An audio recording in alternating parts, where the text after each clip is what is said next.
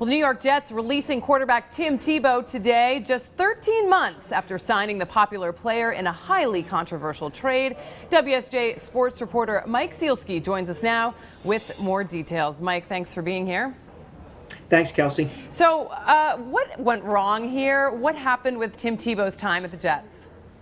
They basically didn't know how to use him. They traded 2 draft picks for him back in April of last year, March of last year, thinking that they were going to use him in a variety of positions. He had traditionally been a quarterback throughout his college and pro career, but the Jets had the bright idea that they were going to use him as a quarterback, as a receiver, on their special teams, kind of blocking for the punter.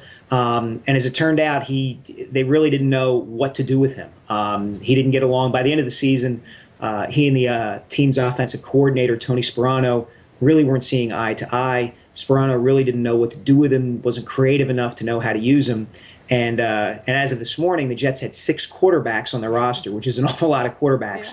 Yeah. So somebody had to go, and Tim was the first one to go. So is it safe to say that he wasn't really given a chance to show what he could do for the Jets?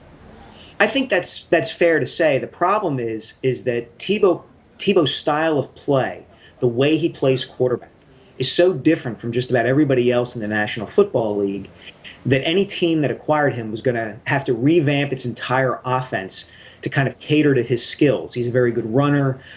He's not a particularly great reader of defenses, which is kind of an essential part of the job of NFL quarterback, is to know what a defense is doing.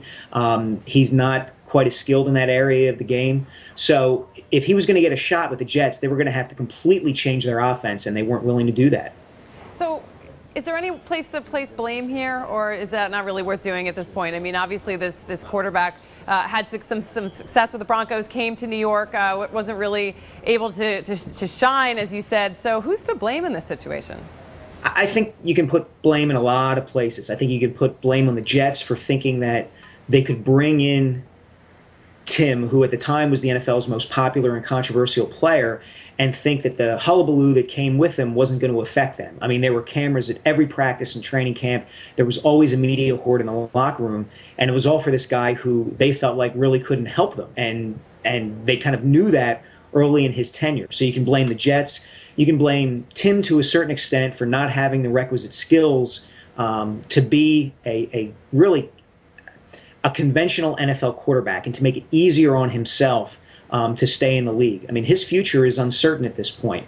I don't know that there are too many teams in the NFL that think he can be a viable starting quarterback for them. He may have to go play in Canada or in another league to kind of prove that he can be a quarterback at football's highest level.